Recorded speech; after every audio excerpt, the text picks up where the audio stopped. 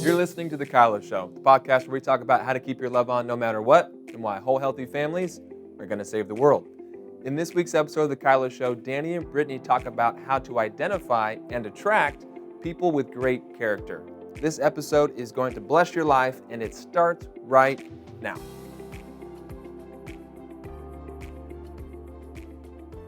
Welcome, everybody. Thanks for joining us here at The Kylo Show. We are back. We're still in the dating and engagement segment. We are. We've been chasing after that the last couple weeks, which is fun. Mm-hmm. Hopefully it's been helpful. We love to encourage all those ones in those pre-marriage relationships, keep chasing after the good stuff. Don't settle for the bad stuff. Build a tomorrow you want to live in. That's it. That's our heart and goal with all of this is really giving you confidence to have a really big, powerful yes. Amen. Yeah. So we're going to talk about today is we're looking for character. Mm-hmm. Not a character. Not like Mickey Mouse or Goofy. Nope. Nope. But character. Yes. Of a person. Yeah. And what that looks like, how to find that, how to, measure that. Kind of diving into some of those things that we find really helpful. I think character and integrity go together. And a lot of people don't realize that integrity isn't just about being honest and trustworthy and that sort of thing, as much as it means to be integrated. So integration is hiding in the word integrity. And so when you bring wholeness to a relationship, to a covenant, to a commitment, you're really, that's where your integrity is on display, is in the way that you, body, soul, and spirit, show up in a healthy way in that relationship. Well, that's good. I mean, I never thought of it quite like that. I could see the word in there as you're saying it. It is. Yeah. Well, that's and good. so unhealthy is disintegrated. So when you disintegrate, that doesn't sound good. The character that you bring to a relationship, it's horrible. It's deceptive. It's destructive. It's robbery, because you present as something attractive and real, and then there's a disintegration that happens as soon as you move closer. You get to know this person, or you are that person, whichever, and you come in and trial, test, resistance, conflict, blows the thing apart, and it disintegrates either the person or the relationship. Yeah. Or both. I can think of so many different couples we've sat with reviewing this premarital assessment, and you see all the answers that they've given, and sometimes my partner talks harshly or rude or puts me down. That's one thing that's always a red flag for me is why does that get to happen? And why is that okay? The other one of, what I like about you, when I'm often low score. Yeah, they're like live irritated is what it looks like. That's always, I hope to change you. Yes, and I'm always looking at this going, oh, this is going to be a hard conversation. And even the personal habits or the characteristics category, I don't always believe what you say you're going to do. I sometimes doubt my partner's love for me. I mean, there's just different things that end up in there, and yet people are still willing to keep going through this relationship. And I'm always struck in confusion of what's keeping your yes still so loud to you when you continually have these experiences that are hurting you, that are painful, that are lessening your quality of life, and yet you have a wedding date. You think something's going to be better on the other side of this? You think this is called wedding planning stress? No, honey, this is what's coming for you times 10. This reminds me of going backpacking, and at the trailhead, you have a pebble in your boot that you do not do anything about. Yeah, I've done that. And by the time you get to the lake, you don't have a sore spot, you have a wound. that is going to jack up the rest of your hiking trip Yeah. because you didn't take care of the pebble at the trailhead. Well, that's a great analogy to what I feel like I've watched so many times. Totally. And it's not always ladies. Sometimes I see it's the ladies that are not very nice, and it's the Yeah. fellas that are just absorbing. Totally. And man, I don't usually know them very well because we're in this big class, but I just want to yell, "Run, please, Run run away." away! Do not do this." Oh, I do it as gently and honestly as we can, Ben and I both. But that is what I think about when looking for characters. It's usually right in front of their face, Mm-hmm. but yet they're so blinded. Mm-hmm. And I don't know if that's the la that we've talked about before. It is. It's I want something so bad, I'm willing to practice denial so that I can hold on to this. That's a hard statement to swallow, but I feel like it's really true. It's really true. It just happens again and again, and I'd rather just suffer through this than have a really hard conversation or make a really big decision. Yeah. And so kudos to those who courageously initiate, let's stop. I'm going to take this boot off. I know that I'm taking up time. I know we're not going to be there as quick, but I am going to deal with this now. I'm not going to end up wounded and hobbled and infected. I'm not going to do it. Which I guess this is the moment where you get to test their character. Is I get to call out, hey, we had that sit-down meeting and it brought up all these things that, I keep encountering. I don't like that. That needs to change. So that's the test, is I push on it, is I challenge that there needs to be something different that starts being produced in our relationship. Yeah, I say ouch. I learned to say ouch early on, and you learn to listen. And if there's adjustment needed, then great. But people have got to courageously say ouch. Yeah. And a lot of people, especially in the dating, they're just like, oh, it's okay. Oh, it didn't matter. No, it's okay. No, I'm over it. No, not that big a deal. No, it's just a pebble. It's just a pebble. Yeah. I just can't use that foot anymore. Right. Do you think part of we talked about the the part of the tolerance, though, of this is also potentially what they had modeled before them in, their parents or other relationships that are married? Is it a tool? Is it a culture that they've picked up sometimes they don't know? Classically, yeah. I think it's also related to their design.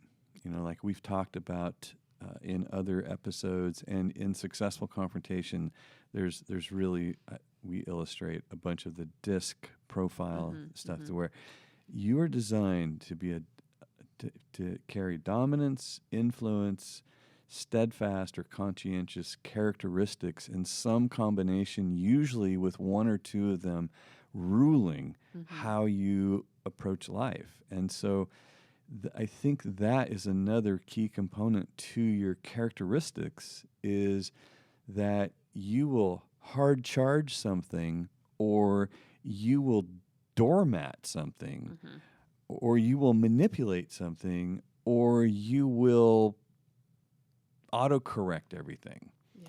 And so there are these different characteristics you're going to bring, and if you're a hard charger that ends up with a doormat, a lot of those people just end up married because they couldn't stop it. And so they look like a victim their whole marriage, and the dominant person looks like the bad guy the whole marriage. Even the kids grow up going, Mom's a bad guy and Dad's a victim, or or Vice the versa, opposite. yeah. You're like, well, no, it's actually they're both scared, and this is how they handle fear.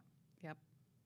Okay, so we've talked about this before. What we're looking for in the person with character and integrity, we The have plumb line. the measuring stick, as we've talked about before. We have to break this down. The first one was a follower of Jesus, Yes. Yes. which I'm glad it's first. It should be first. It's got to be. If you are going to build a godly home and you're going to create a place for your children to learn godliness and to see it on display, you got to have parents, people, leaders who are committed to and following Jesus. Yes. How does that manifest? I know how I saw it in Ben, with his pursuit of his relationship with the Lord, his value for, prayer, fasting, worship. I mean, he was always reading his Bible, still is. He's always has this hunger for the presence of God and trying to figure out how to make space for that in the day-to-day life. So that was how I found it. Well, those are just obvious signs of fruit. There's the fruit of my life of pursuing Jesus. Some people, for whatever reason, think that's not that important. I'll carry it. I'll do it. I'll be me, and you be you. You be you. I'll be me, and we'll do what the Bible says is unequally yoked. Yikes. And when you unequally yoke, that's like don't put an oxen with a dog on the front of the wagon. Yes. Because it's just what's going to happen. This is like, okay, that feels like I'm doing all the work over here. Yep, you are. As a matter of fact, all I do is kind of bite you in the leg. And that's how we grow. End up, we end up with this inability to communicate at the deepest level, which isn't even the soul level, it's the spirit level. And so when you're wholeheartedly pursuing being pleasing to the Lord with your life and your decisions and your family, your marriage, everything, and the other person's like, I don't really care about any of that. That's just stupid church stuff that you do. I'm more interested in having fun and having a pile of money somewhere and being a good person, and or whatever. I don't even know what that conversation would look like, but it's unsolvable. This problem is unsolvable because we have two completely different goals. Priorities, that we're pursuing. From the start. Yeah, from the very. I can't imagine building the life that we currently have if myself or Ben weren't on the same page of protecting, pursuing, growing, championing, all of that. A house divided cannot stand. Yeah. And that's, so introduce children to that, and they watch this, and they go, so we're all on our own, basically, is what you're saying. Every man for themselves? Okay, I see what you're saying. Or pick a team. Pick a team. Okay, well, we're with mom today. No, we're with dad today. That is a lot of tension. Poof. This is rough. Yeah. This is rough. Which is I think the potential belief that I can change you, or I can get you saved, or I think that I can change you is probably one of the loudest problems I've seen in that lack of balance to pursuing the Lord. And even if it's lukewarm and passionate, I mean, it still feels that it's uneven. So they go to church versus you're engaged in a community at church. Yep. That still qualifies and that's the part that I feel like there's a lot of people willing to, I don't know, bend the rules on because they feel like they go to church. Yeah. They come to home group. Yeah. So the difference is, do I go to church or do I follow Jesus? And we're following Jesus together. That's what we're doing. Church is kind of a no-brainer. A passionate community is a no-brainer. Accountable to a healthy group of friendships, no-brainer. But really, when the chips are down, are you seeking the Lord? Mm-hmm. When the chips are down, will you follow him even if it's costly? Yeah. When the I look at your life, or somebody looks at your life, do they see peace, patience, joy, kindness, gentleness, self-control? Do they see the fruits of the Spirit? Would they describe you as somebody that manifests the fruits of the Spirit? Yeah. All right. Follower of Jesus. Yeah. Must have. Got to have it. Uh-huh. And then we've got to agree on what the Bible says about sex and marriage, because it's not, dating isn't for the goal of sex. Dating is for the goal of marriage. Mm-hmm. And the world standard is there's two groups. Mm-hmm. Yeah, you can date for sex. You can, that's we'll have some fun. We'll pretend like we're doing something here, or we're actually going to build something here, and we're going to protect sex inside of marriage instead of just pour it out all over the table. Yeah, and it does feel like the ability to just put it wherever it feels like it fits in this relationship keeps me lowering my standard, and then I end up somewhere I didn't actually want to be. Mm-hmm. And then I'm frustrated and disappointed in myself. And a lot of couples I've seen, or young women I've talked with or friends with, they're like, well, what does it matter at this point? I've already done this. Mm-hmm. I've already settled. So to give it away again, it won't really matter. Mm-hmm. And I had a friend who watched her friend go down this path, and she's coming to me like, what do I do? And I said, well, are you really a friend? And she goes, yeah, I mean, I love her. We are so close. I said, okay, well, then go and have a real conversation with her and ask her what she's doing. Mm-hmm. And she's like, can I do that? I'm like, if you really have relationship, then why would you not go to her and pull her up and say, hey, who are you? Mm-hmm. What are you doing? What do you want? Because she's afraid she's going to run into that denial. Yes. But she did it, and it was so good. Awesome. Her friend said, we're not doing this. She's like, well, it looks like you're doing this because you're staying over there. How am I supposed to know that nothing's happening? Because it's just the two of you, and you're staying the night together. A plus B equals C. I don't really know where I'm supposed to go with this. And she finally said, yes, we have definitely blurred some lines. And she goes, is that what you want? Yeah. And she said, no. She goes, what are you going to do? Yeah. And so they stopped all of that. They adjusted. But I applauded her on being the friend that has that hard conversation. That is a real good friend. And that's a good sign that you have friends like that still in your life. But you have to honor those friends and adjust. And what that young lady doesn't realize about herself is that she's teaching this guy her level of respect. Mm-hmm. Like, what level of respect does he have to bring to the relationship? And so when she says, hey, I'm committed to sexual purity, and he goes, really? Are you really gonna? I mean, like, what do I have to do? Well, me too, but we're both here. Yeah. And so maybe if we just chop it off here, then she's really surprised when they get in the marriage and he's got this much pursuit of Jesus, this much of being respectful to her, this much in his integrity. And she's like, what? I thought it was going to be this much. He's like, no, this is all you required from me. And when I feel like it, this is all I'm bringing. And that, at the same time, sells the guy way short. He sells himself way short because he married a girl, or he pursued a girl, this kind of character, and he chopped her off right here. And now he's struggling with his own, what he's bringing, because he got rewarded. And it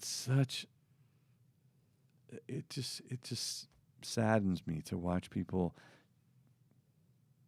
bring it all down here when this is really what the Lord's trying to do. Is the Lord's trying to raise you up to this place together so that your commitment to respecting her is this high, and her value for herself in the relationship is that high. Mm-hmm. And it's a deception to settle for less. So if we settle for less, I mean, this is a very generalized question, and you probably get a generalized response, but how likely is there to be potential porn that lives in your marriage?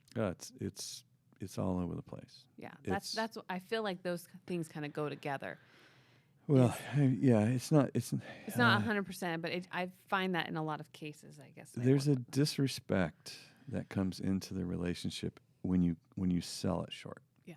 You know, when you drop the standard of the overall covenant, our pursuit of Jesus, our pursuit of protecting each other, our driving fear out with mature love, all that, when you drop that thing down here, you're now really ashamed. You're ashamed. Yeah. And you've re-identified yourselves and the relationship by compromise. Man. Okay, so another great one to make sure that you're in partner with is having the same value for sexual ethics. Yeah. And that's something you're protecting. And then do you Kylo. And then do you Kylo, which you guys should know by now. Yeah. So, I mean, we're not going to break them all down for you because, again, you really should know them. Be powerful. Choose love over fear. There it is. Pursue the goal of connection. Practice respectful communication and honor healthy boundaries. And those are, Do you Kylo. please, those are your measuring sticks Yes. for in search of character in a relationship. All right, we're in overtime. We are way over time, but that was great. I love that. Okay, Yeah. we're going to jump into questions, and we'll see you guys in just a minute. For all our married couples out there, we have something you're going to love. Ben and Brittany's 21-day marriage intensive is back. What's the 21-day marriage intensive? It is 21 days of virtual relationship coaching to strengthen your marriage. It is exclusive webinars, daily activations, and a few people will actually get one-on-one live coaching calls with Ben and Brittany. You're not going to want to miss it. To learn more, go to 21dayintensive.com. That's 21dayintensive.com. Check it out now. All right, so we're going to jump into questions. And again, if you want to give us a question or testimony, visit thekyloshow.com. To do that, we love to hear your questions, so send them away to us. All right, so first question comes from Sarah. Hi, Brittany and Danny. Thank you for sharing all these words of wisdom. And I have a question related to something you advised a while ago on showing vulnerability and guarding our hearts. And my anecdote is about a man who offered commitment and vulnerability from the very start. But then he put on the brakes when I reciprocated. And this has often puzzled me as it came, especially with some very painful consequences associated with becoming vulnerable and not guarding one's heart. So I was wondering whether you have any thoughts on this, or more pragmatically, what to do in such situations in the future. Thank you.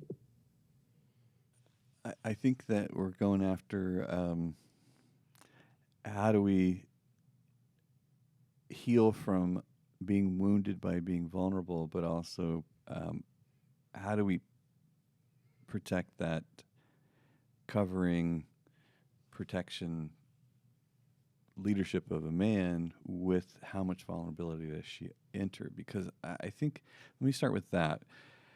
I think that what a lot of ladies either don't understand or they do understand, but they just don't adjust, is that men eat feminine vulnerability like Winnie the Pooh eats honey. You know, there's this thing that makes you feel so masculine and when you're in the presence of a woman's heart. And I think this is why a man has got to have so much respect for it, because otherwise he'll become a predator of it. And so when you have a dating relationship where guys are really just after they're looking, they're just looking Winnie the Pooh and just, gobble it up. And ladies are just throwing it out there because it keeps them around. Well, that's how you end up in bed with him. That's how you end up giving away the farm. And then he walks away because he invested nothing. He didn't bring provision, protection, covenant, dedication. He brought none of that. He just came in and ate up all the honey, and then he left. And now the girl is afraid to repeat that cycle because it's she feels trashed. It sounds like, he led with some kind of, yes, we're being vulnerable. Here's my vulnerability. And so she matched it, and then he withheld and recoiled back and said, no, never, just kidding. Which I always think about your, the jellies in the little jar at the diner, of giving one piece of my heart to you to see how much care you give to that. Show me how you do with that right there. So you may lead with vulnerability. You may display that it's a safe spot. And if I give you my heart and you are gentle and tender and value it, then I'll give you another piece of it. But I can't just give you the whole bowl because you showed me, oh, you want to do this, so you must be a safe person. Yeah. So he pushes his whole bowl of jellies across the table and expects you to match that. And you're like, no, that's dysfunction. That is terrible boundaries. That is a deception. He's setting you up. And when you push the whole bowl out there, he eats it and then runs. Yeah, which is what sounds like happened. So, Sarah, I think the analogy that hopefully we've explained is, just giving one piece of your heart as a test almost to, is this vulnerability authentic, real, and mature enough to handle another piece of my heart so that you don't end up in a place of pain and really, probably having to go through some healing to find, her heart intact again and to give it away. So praying for you for that. But yeah, just one we'll piece. talk more about soul ties and that sort of thing in upcoming episodes. Which will be really good. All right. The next question we have comes from Igor. Hey, Danny. Hey, Brittany. This is Igor from Brazil. First of all, thank you so much for doing the Kylo Show. I really appreciate it. And here's the thing. I have had friends that they have what looks like a great marriage, and then one of them just up and leaves or has an affair, I have so many questions about this, but what I really want to ask is, number one, how do I keep this from happening to me? And number two, how do I keep from becoming the person that up and leaves or has the affair? Thank you so much. That is a unusually common observation of people on the outside is they would describe their friends as having this really great relationship with each other and relationship with the Lord. And then one day it's just boom. Yeah. Like I would say the African gray, the whole story of the parrot who has a survival instinct so good that when it puts off any indication that it's sick or unhealthy, it's falling out of the tree to the ground. No one could tell that thing was diseased until it died and fell off the branch. And that's really a cloaking mechanism. And so a lot of people, especially Christian people, are pretending. They pretend, they fight on the way to church. They get to church. Hey, how are you guys doing? Great. How are you? Praise the Lord. Blah, blah, blah, blah. And it's a show. So there's so much production that goes into keeping your image up instead of having people in your life that are saying, how's your connection? Right. How's your communication? How's the transparency have you told your wife these things? Have you told anybody what's going on with you? And sometimes just having groups of people that you have fun with and you enjoy and that sort of thing is not going to cut it. You have to have people that you walk in the light with. And those people are not going to all of a sudden do these radically destructive things. Yeah. That's community piece for Ben and I. I mean, every single young married couple that comes to us or people who have been married, 30 years, if we see this pattern, and meeting with them frequently. And we usually ask, what's your community like? And often there is no community. It is, a random little small group that they might show up to every now and then at church, but there's no one that's able to say, what are you going to do about the way you talk to your wife when we're hanging out at a barbecue? Or the way that, you just told me this story that you think is funny, but it's just belittling your husband in front of your kids. When somebody actually can have that place in your life, that's where things get, really Healthy. things start to grow in a way that they've never grown before. And that's how you avoid it, is you start with healthy community. And you just bring in that relationship to this healthy community. And if you're surrounded by smiling, cordial, cooperative people, if that's your community, run away. You're in a deception. Everybody is putting on pretenses. Everybody is trying to project an image. And, the people with the most out of control inside have a really put together outside. And you got to be able to see both. So community would be a great answer to that. Yeah. All right, the next question we have comes from Matt. Hi, Danny and Brittany. First off, thanks for doing this show. Secondly, I've heard you guys mention that you attract who you are. So my question is, if I want to attract a spouse of integrity, who's genuine and loves Jesus, how do I grow in those areas of my own life to attract that person? Well, find it lived out in people around you that, like leaders, people that you say, wow, that you got that thing that I want other people to say the same thing about me that I say about you. I want other people to think the same thing about me that I think about you. But again, make sure that it's not just a pretty shiny thing that never struggles, that never has negative emotions, that never has doubts. Don't pick one of those, because that's not real. That's a poster. That's an image. It's not a person. So find a person who can share with you on a heart level how they process through their own life's challenges, and they saw options and they chose the right one. It wasn't like, Jesus made me be this way. No, he did not. Jesus made you free, and you follow Jesus. But you do have options. Somebody has got to be able to show you how they did that and walk with you. Yeah, there's lots of different opportunities for you to go and grow. You just have to look for one and get some good feedback of where you're maybe missing some areas. Whether it's community, your leaders, or maybe the same encounter you keep finding yourself in. That's probably a good opportunity to look and to go, I'm finding myself in the same situation that I don't want to be in, so what do I need to change?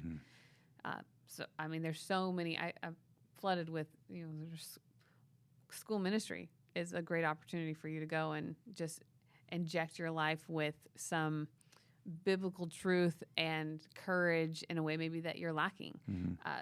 Different courses at your church, different Life Academy courses that we've got. There are all different ways to grow yourself. You need to identify what those areas are. If you don't know how to do that, get some good feedback to do that. Yep. Find a great role model and be a student. Yep. That's how you should do it. Good Awesome. job, Matt. Great questions. Again, you want to give us your questions, thekyloshow.com is where to go. All right, we're going to jump into testimonies next. You shouldn't have to live disconnected from your spouse, but it happens a lot. If you're struggling with communication and connection, then you need the 21-Day Marriage Intensive. It's 21 days of virtual relationship coaching to strengthen your marriage. To learn more, go to 21dayintensive.com. That's 21dayintensive.com. Go check it out now. All right, so we are in the testimony slot, and this one comes to us from Chris today. Keeping your love on really impacted my life by helping redefine some areas that I really needed clearer core values to help navigate some of the things that I'm going through. And it really helped me to see that safety, vulnerability, and connection were pathways that I was going to begin to build most of my relationships going forward with. And any area that I didn't have real connection, I needed to go back to square one, look for ways to take fear out of the equation and build safety and security into the relationship. From there, I could move to vulnerability that was honorable and rewarded, and actually something that was what we wanted. And vulnerability was something I looked for. And ultimately, connection was built in most of the relationships going after. That became my goal and my focus, more than just agreement or being right. And so as a person who's been in the ministry 15 plus years and someone who deeply wants to be a facilitator of genuine connection, I have to say that the sessions that I had with Danny and Julie and some of the team really impacted, changed my life. Super grateful for them. And really, like I said, just defined some things for me personally. Safety, vulnerability, and connection are now things that I begin to use as just pillars in my own personal life. And so I recommend it to anybody listening. Hope you get a chance to keep your love on, hear the content, and have breakthrough in your personal life. Good stuff. Yeah. He's telling the truth. It's all true. It's all true. Yeah. Yeah, I think the revelation, of those three things is key moving forward. That you have to create a safe place for there to be the vulnerability that is the exchange of truth, so that you can build the trust, and that you understand that disconnection is the worst problem in the world. Mm-hmm. And so how do we build connection? How do we protect connection? How do we strengthen connection so that as we grow through all these years together, we'll end up with this bulletproof connection that is, we can put a lot of weight and we can really pull on this connection in either direction, and there's enough truth and trust there that we bring out the best in each other long term. Yeah, I mean, he sounds like he really has redefined some life-changing pillars, and his wording was, I want to become a facilitator of this. I just love that description of being able to be a host of, safety, connection, and really just the Kylo principle, something that I'm practicing everywhere I go, that all the people that I'm around get to encounter this as the new, experience of me. And that's fun to hear. And he brings up the word facilitator, and that just reminds me of all these people. And Chris might be one of them. I'm not sure where we've crossed paths, but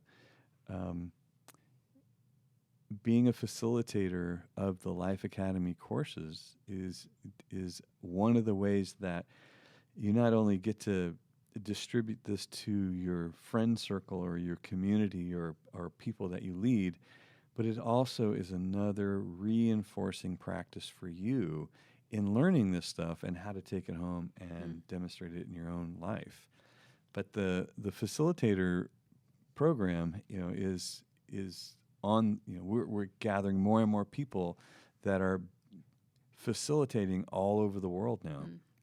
And awesome. So Ben is their leader. He is. And it's as easy as just enrolling on the Loving on Purpose page. Go to courses, go to facilitators, and there you are. And then there's the Facebook page that is invite only, but you get in there, and that's where you see Ben and all the other people practicing. And he and I have weekly calls on there, and then we have a facilitator call right after that. So all our facilitators well, as many as can make it, are either getting on there and asking their questions, or they're watching it later and getting their questions answered. But I like that facilitator word because it kind of plays into a whole bunch of what we're doing right now. It's true. But he's doing a great job of, this is who I am now. This is what I operate in, and this is what I'm Yep. changing. And Yep.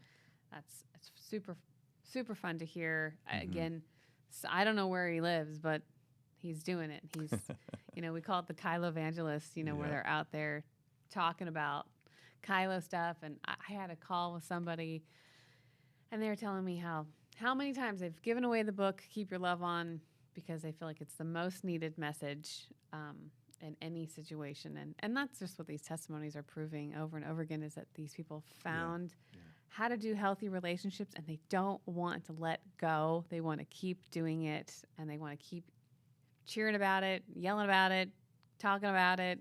Wherever they are, they're giving it away. Just healthy, intimate relationships are the most rewarding thing, I think, in life, really. I mean, if you look around and you think about the places where that's an option for you, it's the place you're most attracted. It's very true. Because whole, healthy families will save the world. It's true. Somebody said that once. I know. Well, I love when everyone says it back to us, whether it's on a post or even in these testimonies. When they say it back, it's like, yes, it's such a good thing. It's working. It's so good. Yeah. We've had lots of fun things going on. Our marriage Mondays, our marriage movement. I think they're not on Mondays, but I've got another M in there. Yeah. I'm just excited. But those are fun. Those are Our marriage movement celebration. Or it's close. I think you were right was it? near there. Or something Yeah. like, what do we call it? But that's just, again, another testimony of people choosing Yeah. each other.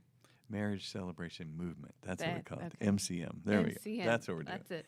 But it's just talking about the goodness of healthy relationships. Mm-hmm. And healthy marriages create healthy families. And it's such good, needed stuff. I know. It's like people just holding up Goliath's head, 5 years marriage, 15 years marriage, 25, 45 years. Like, oof, okay, that's some doing victory. right there. Yeah. I guess since we're in the dating and engage segment, just fight for those Kylo principles, those things that we've been talking about, so you can have that victorious win on the other side of this. Yeah. Because it's so worth the effort of. It's happening all over the world. Yeah, do it now, so you can celebrate the victories later. Come on, we look forward to seeing your picture. Yep, that's it. All right. Well, thank you so much for joining us here on the Kylo Show. And remember, whole, healthy families, people are going to save the world. That's right. We'll see you next time. Thanks for listening. Join us next week when Danny and Brittany talk about biblical sex ethic and sexuality. Never miss an episode of The Kylo Show by subscribing to Apple Podcasts, Spotify, or watch us on the Loving on Purpose YouTube channel. Submit your questions and testimonies to thekyloshow.com. The Kylo Show is produced by Ali Armerding, co-produced by Ashley Beck, Leah Alexander, Anna Hill, and Sherry Silk, sound engineered and edited by Taylor Silk, and show promoter Christian Zamora. Thanks for listening. We'll see you next week.